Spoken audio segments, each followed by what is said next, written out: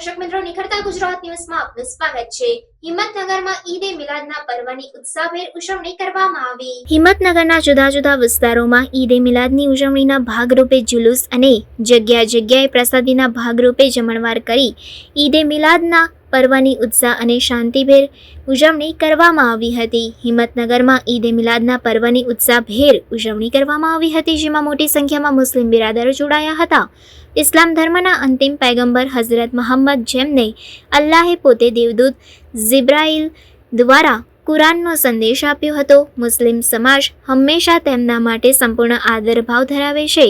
આ દિવસે આખી રાત પ્રાર્થના ચાલે છે। મોહમ્મદ પૈગંબરના પ્રતિકાત્મક પગલાઓના નિશાન પર પ્રાર્થના કરવામાં આવે છે। આ દિવસ પૈગંબર મોહમ્મદ હઝરત સાહેબને વંચાય છે અને તેમને યાદ કરાય છે। ઇસ્લામનું સૌથી પવિત્ર પુસ્તક કુરાન પણ આ દિવસે વાંચવામાં આવે છે।